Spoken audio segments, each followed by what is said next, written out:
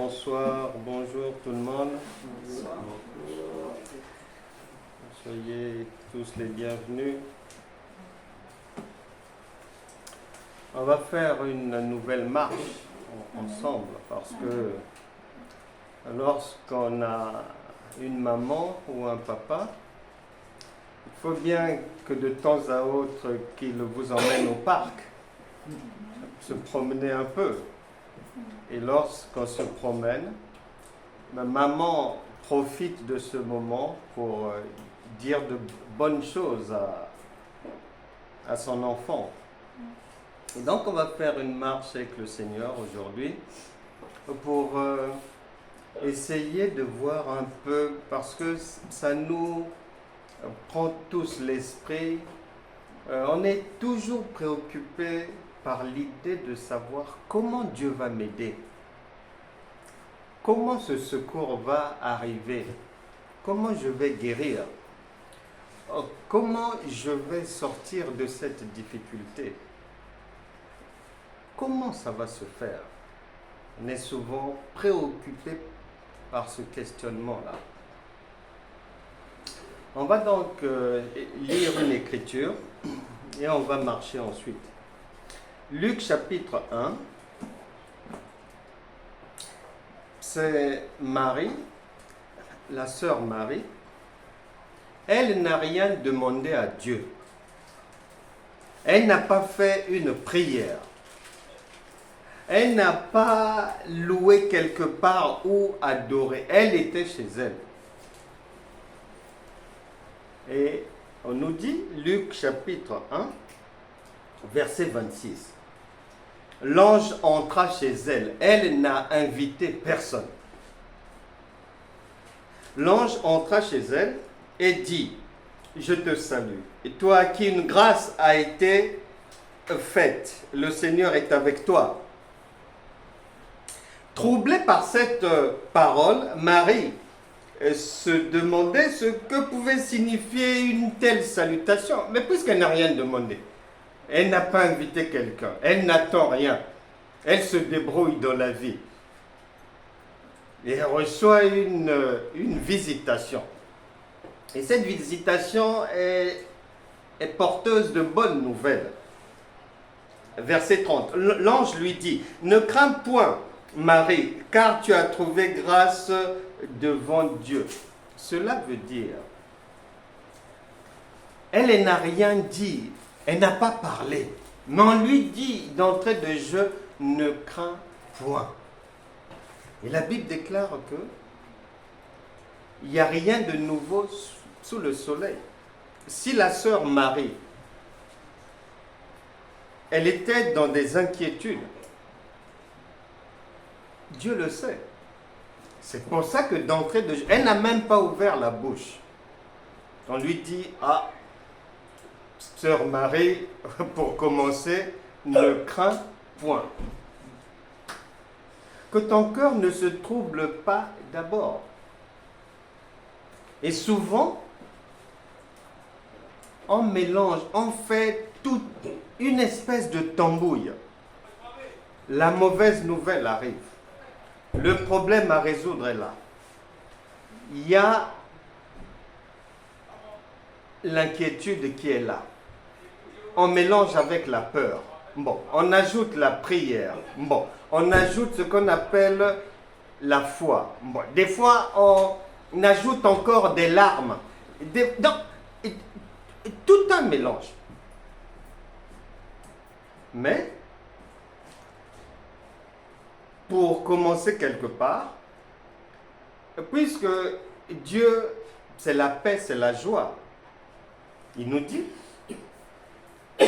d'abord, ne crains rien, que ton cœur ne se trouble point. Jean chapitre 14, verset 1.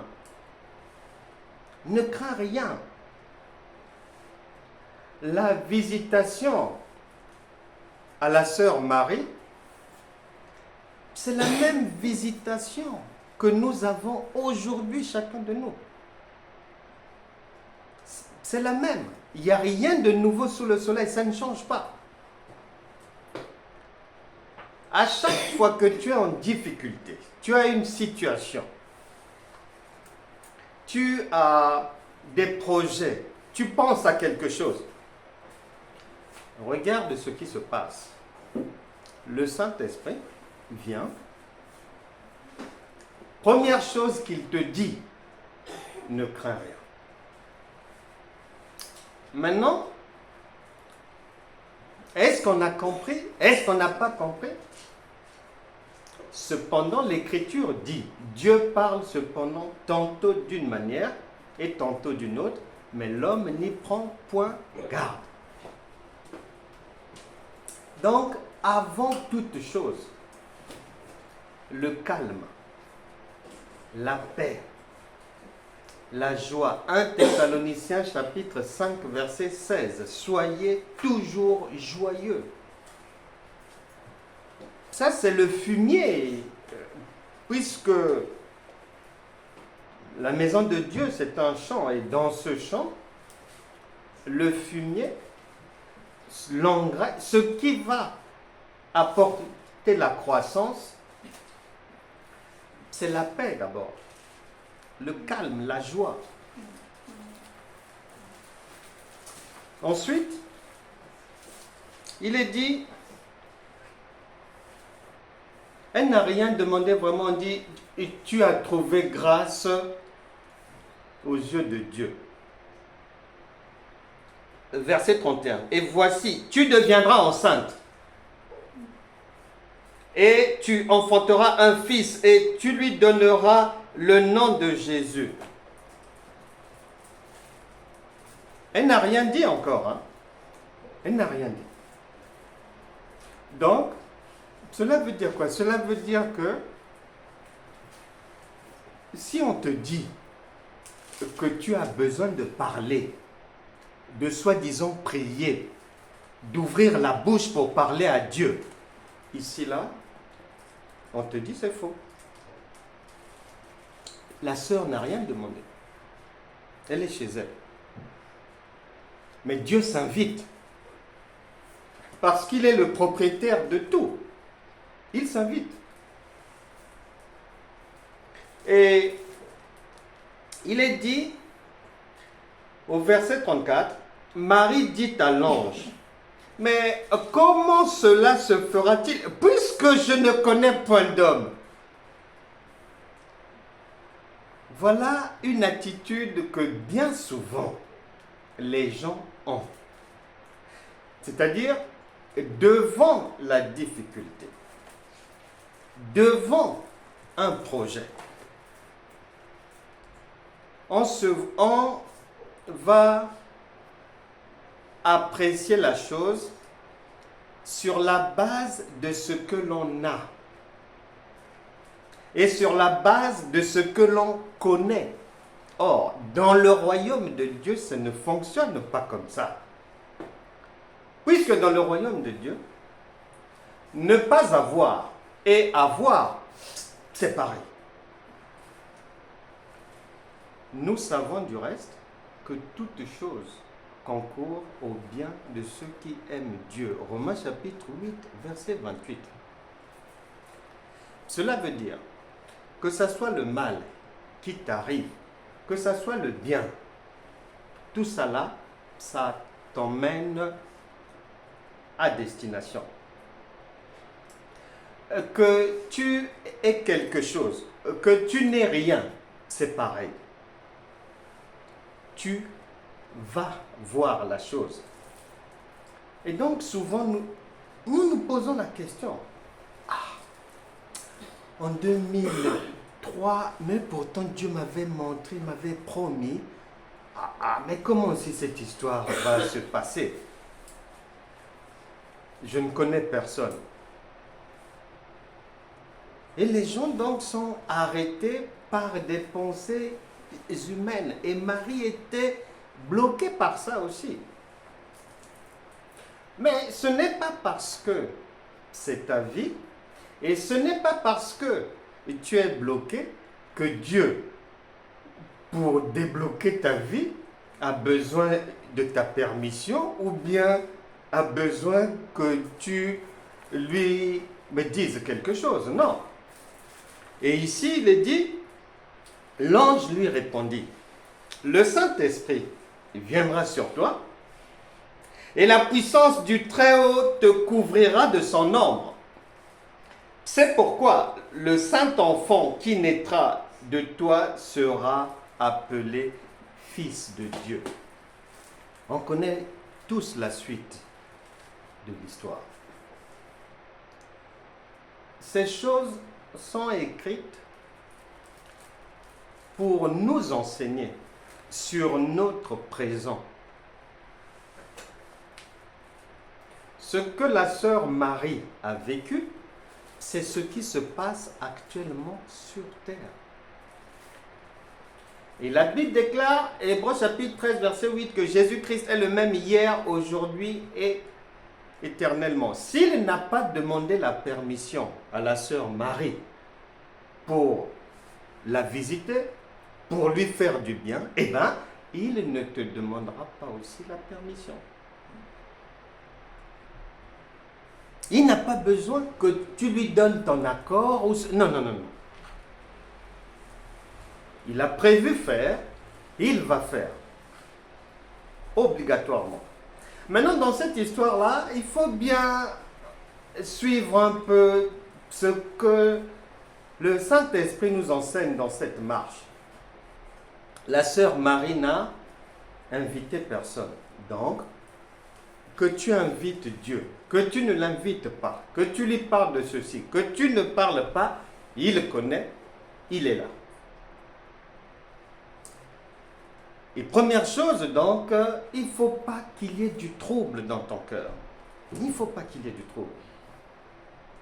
Parce que le trouble vient poser un obstacle. On se souvient que le Seigneur s'est retrouvé mais quelque part et il y avait tellement d'incrédulité. La Bible dit que même un miracle, ça n'a pas été possible. Ça n'a pas été possible. C'était dans l'incrédulité. Parce que lorsqu'on est perturbé, lorsqu'on est troublé, en fait, si on veut se dire la vérité, troubler veut dire je ne crois pas. Ah oui, troubler veut dire douter. Et oui, c'est ça. Parce que lorsqu'on a l'assurance, il n'y a pas de trouble. Il n'y a pas d'inquiétude. Lorsqu'il y a l'assurance, il ne peut pas y avoir une inquiétude. Non, c'est pas vrai.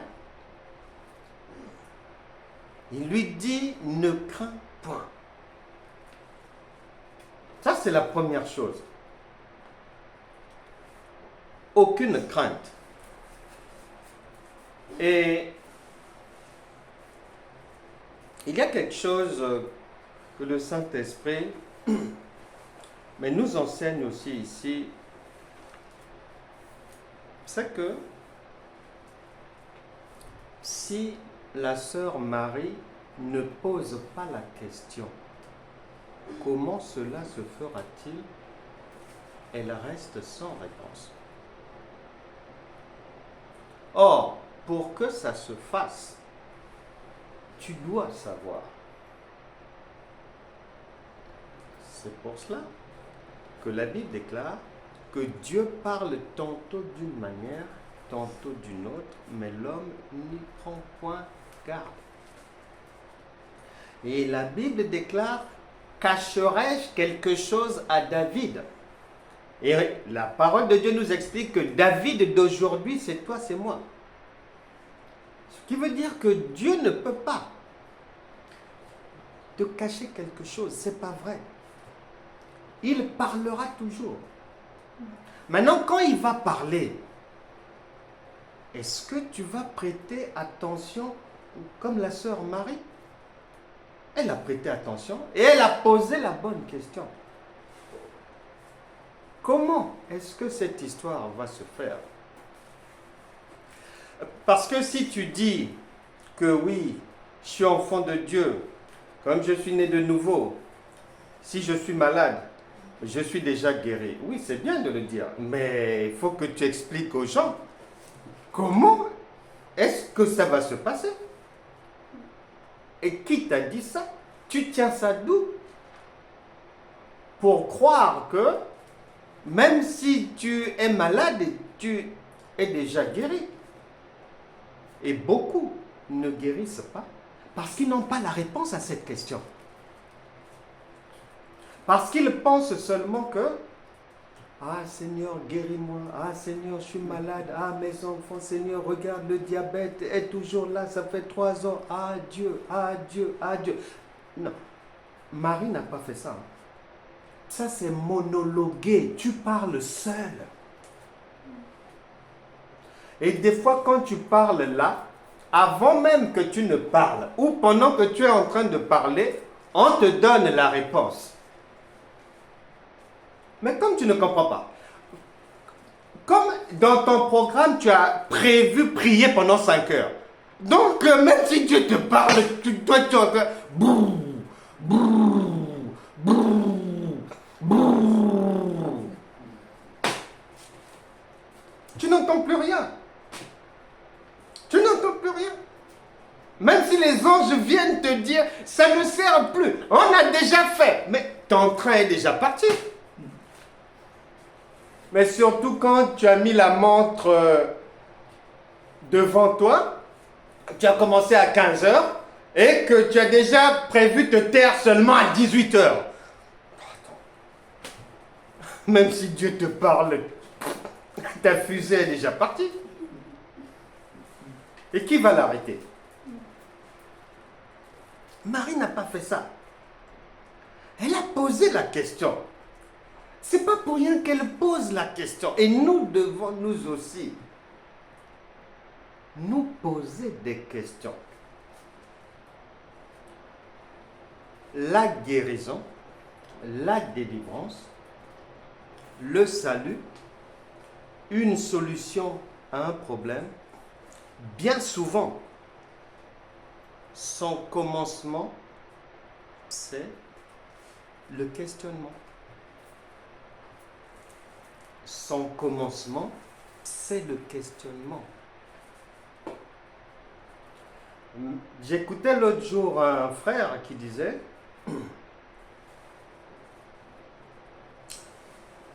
il ressentait sur son cœur une difficulté à un moment donné à continuer à prier. Et il se posait dans son cœur la question, est-ce que vraiment Dieu, pour me faire du bien, il faut que je trime comme ça? Et au fur et à mesure des jours, par la parole, il était convaincu qu'il n'a pas besoin de faire ça. Et il en a parlé à une sœur. La sœur lui dit, non, tu te poses trop de questions. Fais comme tout le monde. C'est pas bien. Ce que tu fais, c'est pas bien. Il n'était pas convaincu. Il va voir son pasteur, un apôtre, et il lui explique ce qu'il ressentait sur son cœur. L'apôtre lui dit, non, il faut toujours prier. Et il n'était toujours pas convaincu dans son cœur. Il a dit à Dieu, bon, écoute, Seigneur, mets sur ma route un pasteur qui va vraiment m'enseigner. Et deuxièmement, il dit à Dieu, pour que je sache que c'est ce pasteur-là, il faut qu'il parle de Jean-Baptiste. Donc il a dit ça. Il faut qu'il parle de Jean-Baptiste. C'est un monsieur que je ne connais pas. Et il est venu à la conférence, la dernière conférence, à la plaine des Palmistes. Et pendant que j'étais en train de parler, je me suis mis à parler de Jean-Baptiste. Mais il me dira ceci, quand je suis arrivé à Jean-Baptiste, pour lui c'était seulement une confirmation d'une autre confirmation encore, parce que il m'avait entendu dire les pensées qu'il y avait déjà sur son cœur, que je n'ai pas besoin de souffrir pour que Dieu me fasse du bien. Il faut se poser des questions. Beaucoup d'enfants de Dieu ne se posent pas de questions. Or, le questionnement, c'est le début de la délivrance. C'est le début de la compréhension. C'est le début de la lumière. Et on va voir deux cas pratiques de l'importance du questionnement. C'est pour ça que le Saint-Esprit nous relate cette scène avec Marie, qui elle reçoit une prophétie, mais elle ne reste pas sur ce qu'elle a écouté. Elle cherche à savoir. Elle cherche à comprendre. C'est quoi cette histoire? Il n'y a que les croyants du siècle présent qui veulent marcher avec Dieu, qui veulent comprendre Dieu sans questionnement. Non, non, ça ne peut pas marcher. Puisque même sur Terre, toute l'humanité avance, progresse sur la base du questionnement. Est-ce qu'on ne peut pas fabriquer un train qui peut aller plus vite? Est-ce qu'on ne peut pas faire ceci pour gagner du temps? Est-ce qu'on ne peut pas construire un pont sous l'eau pour relier deux îles? Est-ce que c'est comme ça que l'humanité avance. Mais l'humanité a pris ça où? Dans la parole de Dieu. Premier cas pratique,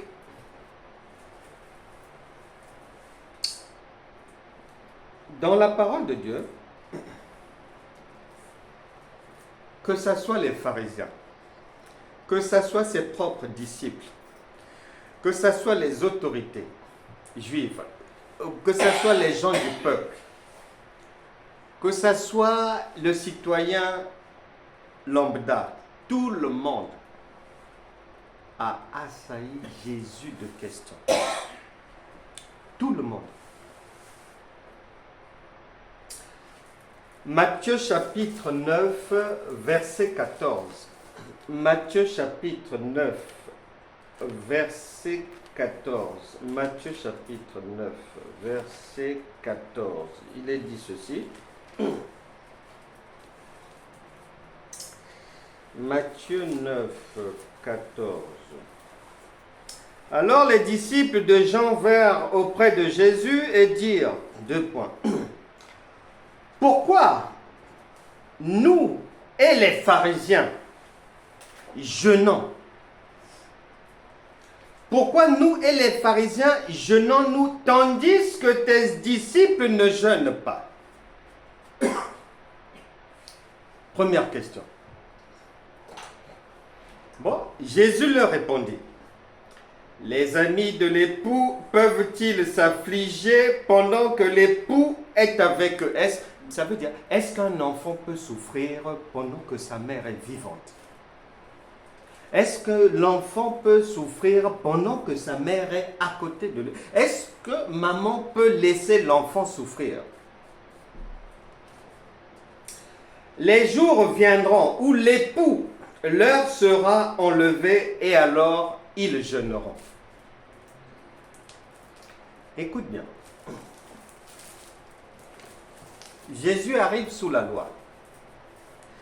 Lui, il vient apporter la grâce et la vérité, qui est une chose différente de la loi. Bon. Ça fait des siècles, les gens sont enfoncés dans les choses de la loi. Donc, la sagesse voudrait que pour s'y prendre, il faut qu'il y mette la méthode. Parce que s'il vient Il dit directement, oui, mais tout ce que vous faites, c'est pas bon, c'est faux. Moi, j'ai une nouveauté, si cela et tout. Son ministère s'arrête là et le plan divin, il tombe à l'eau. Donc il y va avec sagesse. On ne l'avait jamais vu avec ses disciples jeûner. Mais les autres jeûnent parce que c'est ce qu'ils ont appris de Moïse et autres. Et d'Élie, de leurs ancêtres. Donc les gens sont surpris. Mais ça, c'est quel prédicateur? On ne le voit jamais jeûner avec ces gens. Mais pendant que nous sommes toujours en jeûne et prière. Il va leur répondre avec sagesse. Il va dire, bon, écoutez, je suis en train de travailler pour un moment. Ne vous en faites pas. Bientôt, je vais finir. Et quand je partirai, vous allez les voir jeûner. Mais, il l'a dit quelque part. Il ne s'arrête pas là. Il se retrouve à un autre endroit. Où il vient maintenant dire, Matthieu chapitre 28. Il vient maintenant dire, Matthieu chapitre 28, verset 20. Et enseignez-leur à observer tout ce que je vous ai prescrit. Et voici, je suis avec vous tous les jours jusqu'à la fin du monde. D'un côté, il leur dit que non, l'époux, donc lui-même, tant qu'il sera là, il n'y a pas de problème, et il ne jeûne pas. Patientez un tout petit peu, je vais bientôt partir, et à ce moment-là, vous allez les voir jeûner. Il tourne dans une rue, il arrive à un autre endroit, où il y a toujours des questions. Là, il va maintenant dire que non, moi, comme vous me voyez là, vous pouvez travailler, je suis avec vous, mais tous les jours, jusqu'à la fin du monde. Ce qui veut dire, vous ne les verrez jamais jeûner. C'est ce que ça veut dire. En fait, c'est ça. Maintenant, pourquoi? Parce que le prophète Ésaïe nous avait déjà donné l'information sur le jeûne du Seigneur Jésus. Ce que le Seigneur Jésus, lui, il appelle jeûne. Ce n'est pas ce que les gens font de Moïse, reprendre les choses d'Élie, de Moïse et compagnie. Non, le Seigneur Jésus, il a son jeûne. Et c'est ce qu'il nous demande de faire. Ésaïe chapitre 58, c'est pour ça que le jeûne de Moïse, ses disciples ne feront pas, mais lui-même non plus. Il est dit en Ésaïe chapitre 58, verset 6. Voici le jeûne auquel je prends plaisir. Détache les chaînes de la méchanceté. Dénoue les liens de la servitude. Renvoie libres les opprimés et que l'on rompe toute espèce de joug. Partage ton pain avec celui qui a faim et fais entrer dans ta maison les malheureux sans asile. Si tu vois un homme nu, couvre-le et ne te détourne pas de ton semblable. Alors la lumière poindra comme l'aurore et la guérison germera promptement. Ta justice marchera devant toi et la gloire de l'Éternel t'accompagnera. Voilà le jeûne de Jésus. Faire du bien. Et Dieu ne peut pas se contredire. Actes des Apôtres, chapitre 20, verset 35, il y a plus de bonheur à donner qu'à recevoir. Si tu ne poses pas de questions et que tu ne fais que faire les prières, les jeûnes que l'on t'avait montré ou dit de faire depuis des années, tu ne comprendras jamais ce que le Seigneur Jésus appelle par jeûne. Et tu vas perdre ton temps dans les choses de Moïse, dans la loi, dans la malédiction. Ça ne marchera pas. Parce que le jeûne de Dieu, il nous avait déjà été annoncé par le prophète Ésaïe. D'où l'importance donc de ces questions. Et lorsqu'on pose des questions à Dieu, lui aussi va nous poser des questions. Parce que tu ne peux pas mettre entre les mains de ton enfant un engin qu'il ne sait pas manipuler. Tu l'envoies à la mort, tu dois t'assurer qu'il sait conduire cette moto et bien la conduire. Tu dois t'assurer pour lui offrir une voiture qu'il a au moins son permis en poche. S'il n'a pas son permis, tu attendras qu'il finisse d'abord avec l'auto-école. Et c'est ce que le Seigneur fait. Matthieu chapitre 22. Matthieu chapitre 22. Là, c'est maintenant le Seigneur Jésus qui monte au créneau.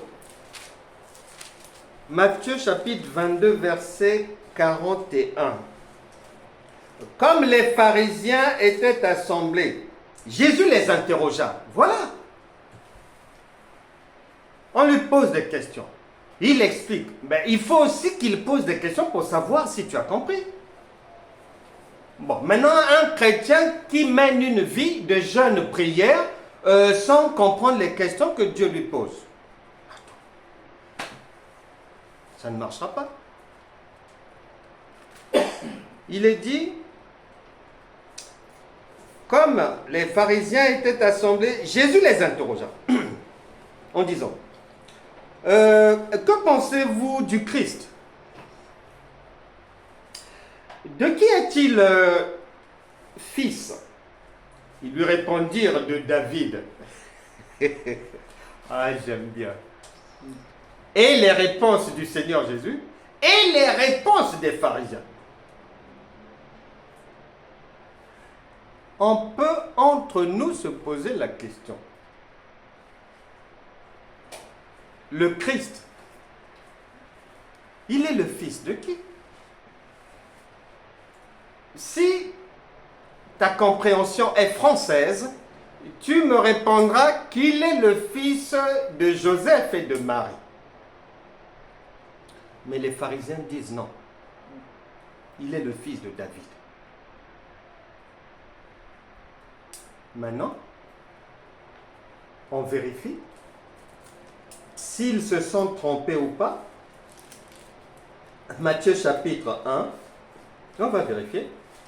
Verset 1. Généalogie de Jésus-Christ, virgule, fils de David. Ah, ils ne se sont pas trompés. Bon, maintenant de toi à moi. Tu sais que Jésus est le fils de Marie et de Joseph.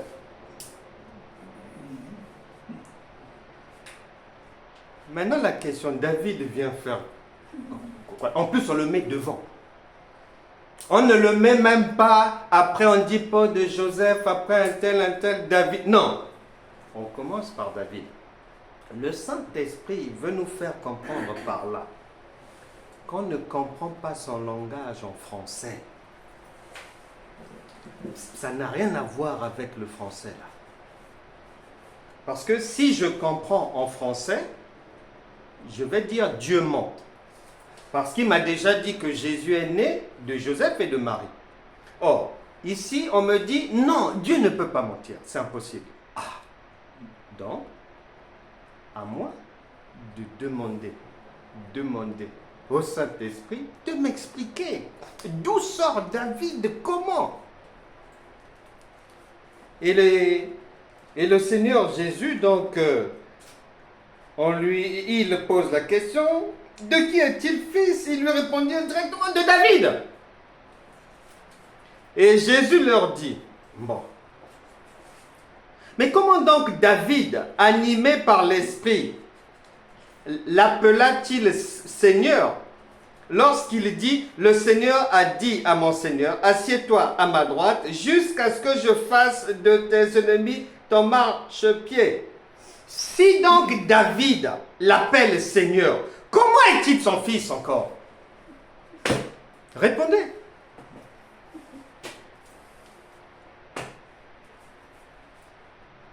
voilà l'importance des questions. C'est pour ça que Marie a préféré poser la question. Pour comprendre. C'est pas que on te raconte des choses, tu ne réfléchis pas. Tu mets dans la tête, tu vas avec, tu veux marcher avec dans la vie, et quand ça ne marche pas, ah Satan, ah le diable m'attaque, ah j'ai trop d'ennemis, dans la famille on ne m'aime pas, ah c'est la jalousie, et je savais, ah de toute manière, le Seigneur a dit qu'on vivra la persécution dans ce monde. C'est pas la persécution.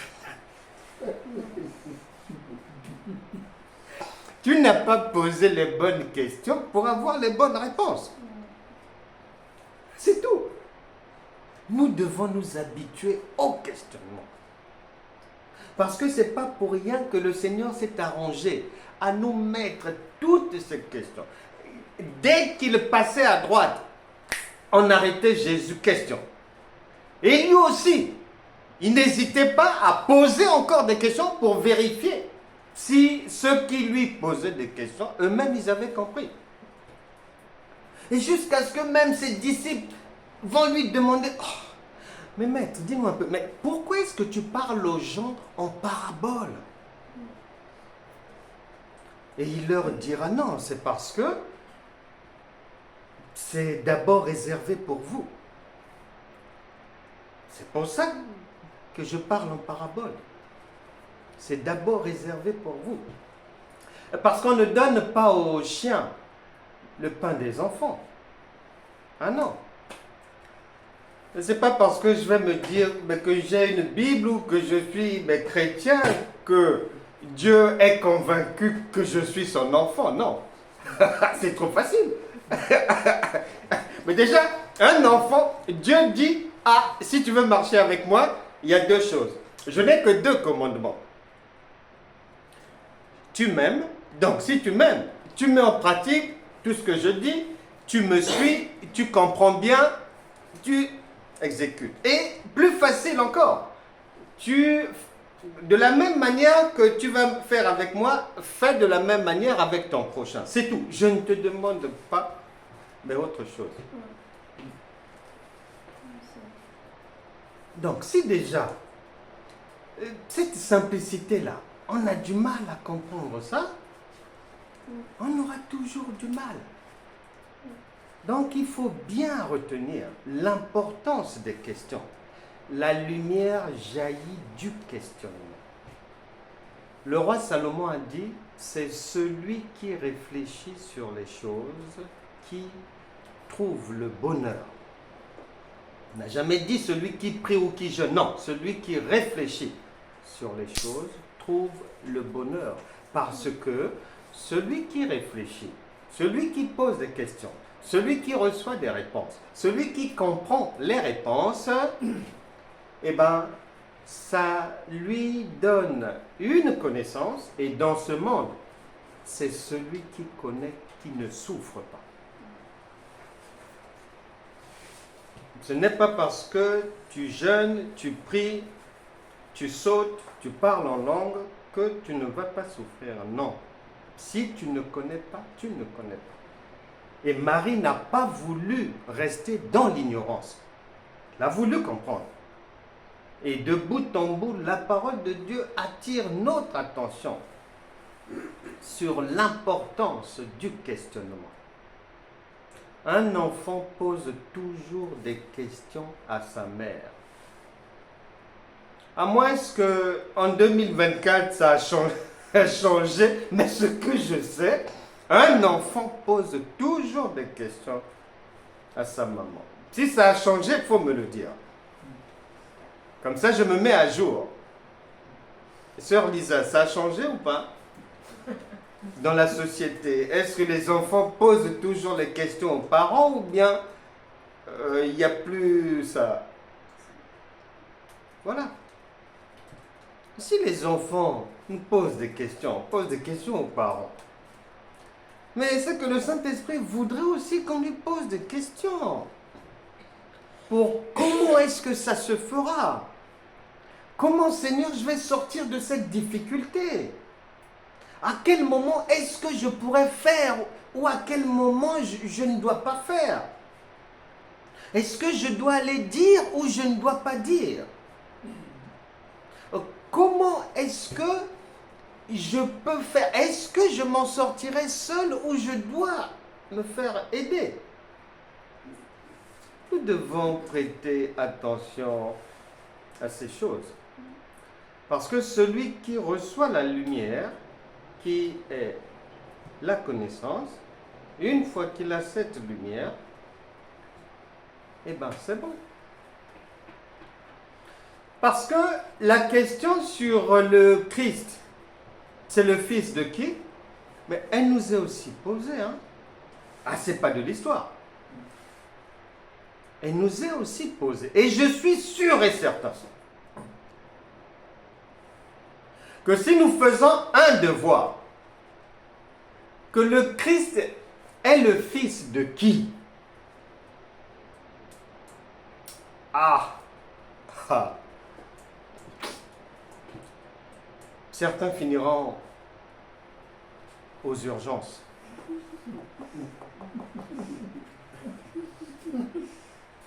Ça va trop chauffer là. Parce que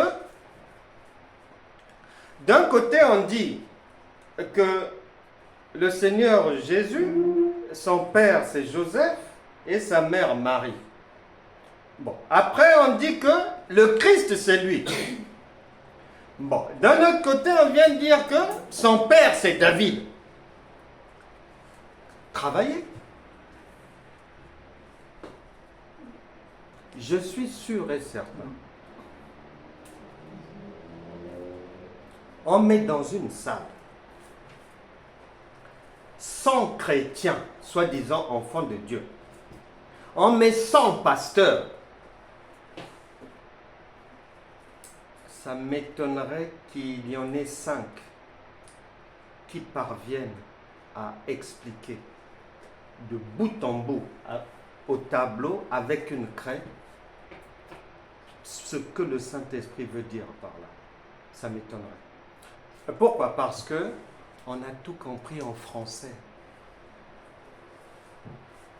Or, c'est pas ça. Or, c'est pas ça. Et il y a plein d'enfants de Dieu, ils lisent, et pourtant ils lisent souvent Matthieu. Ça, il n'est même pas interpellé. Ici on dit que son père c'est David, après on dit que c'est Joseph. Non, non, il passe, il voyage, il poursuit sa marche. C'est très dangereux. Tu es dans quelle forêt comme ça? De Rambouillet?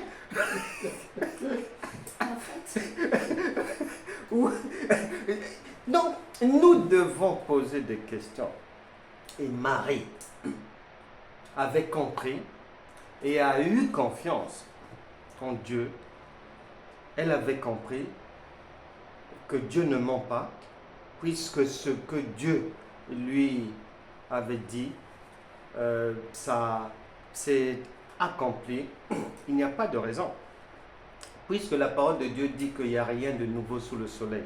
Il n'y a pas de raison que ce que tu attends, que ce que tu désires, que ce que tu souhaites, que le Saint-Esprit ne te l'accorde pas. Non, puisque même ce que les gens ne demandent pas, Dieu donne. Et nous en avons la preuve. Marie n'a rien demandé, elle n'a rien sollicité. Elle était chez elle. Elle n'a même pas demandé un enfant. Elle n'a pas demandé. Mais Dieu vient lui dire, mais je te donne un enfant.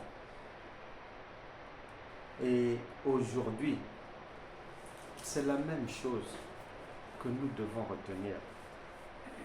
Que la volonté de Dieu pour chacun est toujours tournée vers le positif. Et que la bonté de Dieu ne dépend pas de tes projets. Non, elle va au-delà de tes projets. Elle va au-delà. Je connais beaucoup de gens, ce qu'ils sont devenus, ce qu'ils ont eu de bien, il n'avait jamais rêvé même de ça, ni pensé à ça. Mais c'est quelqu'un qui leur a donné une idée. C'est quelqu'un qui est venu leur dire « Ah, mais en fait, moi, je te verrais bien en train de faire tel commerce. Moi, je te verrais... » La personne elle-même n'a jamais même pensé à ça. Et elle a suivi le conseil. Et elle a eu la joie de sa vie venue du conseil de quelqu'un. Donc, souvent, on tape à côté parce qu'on pense que là où je dois aller, ce que je dois faire, tout doit venir de mon cœur, de mes pensées. Non, non, non. Non, non. Le Seigneur ne dépend ni de ton cœur, ni de tes pensées, ni de ton intelligence. Non. Et la sœur Marie est là pour nous enseigner ces choses. Nous devons avoir confiance que même si c'était en 1991 que Dieu t'avait fait une promesse, peut-être qu'il voulait que tu comprennes d'abord, mais tu n'as pas cherché à comprendre jusqu'aujourd'hui. Pourquoi il voulait que tu cherches à comprendre? Parce que peut-être que s'il avait prévu mettre entre tes mains peut-être 10 millions de dollars, mais peut-être que comme tu allais dire à tout le monde, mais le lendemain peut-être on allait te kidnapper. Mais bien sûr. Mais oui. Tu allais alerter tout le monde là-bas. Hey, je suis riche. Hey, c'est fait. Ah, gloire à Dieu. Ah, c'est bon. Et les brigands allaient entendre aussi et venir te kidnapper pour t'arracher la cagnotte. Donc le Seigneur voulait que, en attendant que la prophétie s'accomplisse, que la Bible dit que chacun apprenne à tenir sa langue. Oui. Donc, il y a des choses comme ça qui sont prévues pour chacun, qui doivent arriver, mais bon, parfois le Saint-Esprit attend que tu finisses avec la cigarette, tu finisses d'abord avec l'alcool, tu finisses avec ceci, un peu de nettoyage de la vie. Parce que si Marie avait une mauvaise vie, mais je ne pense pas que le Saint-Esprit allait vers elle, hein, parce qu'il y avait d'autres femmes. Hein. Il y avait d'autres femmes là dans le quartier. Donc, apprenons aussi que la promesse de Dieu, elle n'est pas un mensonge. Si elle tarde parfois, elle est en train d'attendre que l'on puisse mettre en ordre certaines choses et que l'on puisse aussi poser de bonnes questions pour comprendre l'avenir, pour comprendre ce que le Seigneur va faire dans nos vies. Et retenir aussi qu'il n'y a pas de doute à avoir, qu'il n'y a pas de crainte, peu importe la difficulté. Si le Seigneur vient aider sur des choses que quelqu'un n'a pas demandé, ben à combien plus forte raison les difficultés qui sont mais réellement déjà là. Le Seigneur est toujours bon, il ne ment pas, il continuera à nous faire du bien. Apprenons toujours à lui faire confiance. Apprenons à nous poser aussi les bonnes questions, à lui poser aussi les bonnes questions. Ayons la ferme conviction que s'il est venu dans nos vies, c'est uniquement pour les embellir. Uniquement. Il n'y a pas un autre projet. De bout en bout de la parole de Dieu, je n'ai pas vu quelque part où le Seigneur a fait irruption dans une vie, le Seigneur s'est invité, ou que tu invites, que tu ne l'invites pas. Zachée, par exemple, l'avait invité. Marie ne l'a pas invité. Mais Zachée l'a invité. Mais le résultat, c'est la même chose.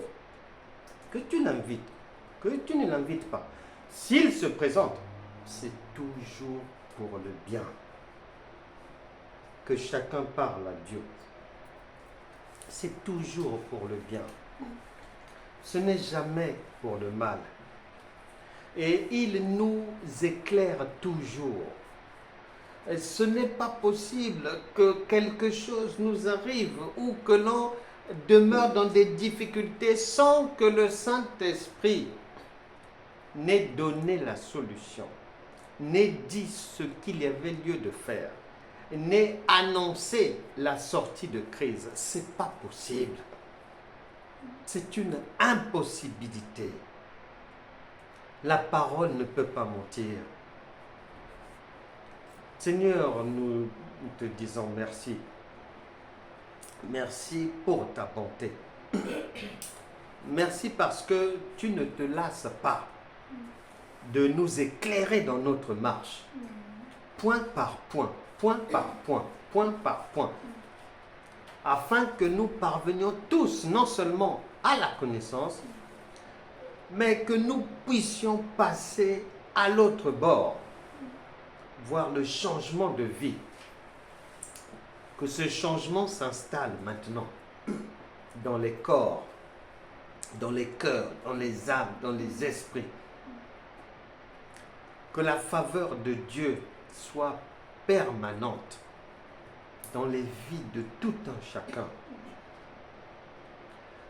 Que tout ce qui était angoisse de la nuit, inquiétude du jour, que toutes ces choses quittent toute personne ici. La parole de Dieu déclare: soyez toujours joyeux, toujours, pas de vacances pour la joie. Peu importe les situations, car les solutions sont déjà là. Peut-être invisibles physiquement, mais réellement présentes. Que toute solution que tu attendais, peu importe le domaine de la vie, que cette solution te rencontre maintenant. Que tout ce que Dieu a déjà emmené dans ta vie, dans ta destinée, et qui est planifié à voir le jour, que ces choses s'accomplissent maintenant. Que le Saint-Esprit réveille un esprit endormi, vous fasse du bien. Lui qui convainc de la justice, du péché et du jugement, qu'il fasse son œuvre en chacun. La parole de Dieu déclare que c'est pour la liberté que Christ nous a affranchis. Et que si quelqu'un est réellement en Christ, il est une nouvelle créature. Les choses anciennes sont passées. Les mauvaises choses n'ont plus lieu d'être. Toutes choses sont devenues nouvelles. Qu'il en soit ainsi dans vos vies. Que le mal soit définitivement changé en bien. Et que les pensées soient toujours positives. Peu importe ce que les yeux peuvent voir. Que les pensées gardent le cap de la positivité. Toute difficulté, toute chose qui sature le crâne de quelqu'un en mal, disparaissent maintenant au nom puissant de Jésus. Que la paix et la joie du Seigneur accompagnent tout un chacun d'une manière permanente. Le Seigneur a dit: demandez afin que votre joie soit parfaite, car vous n'avez pas encore demandé. Lorsqu'on demande dans l'ignorance, on aura du mal à recevoir.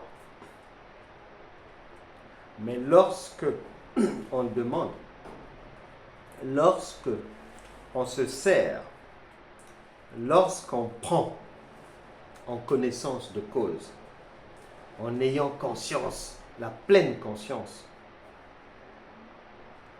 que cela vient de Dieu et que le meilleur est toujours à venir, on reçoit effectivement le meilleur. Qu'à partir d'aujourd'hui, que votre joie soit désormais parfaite. Au nom de Jésus. Amen.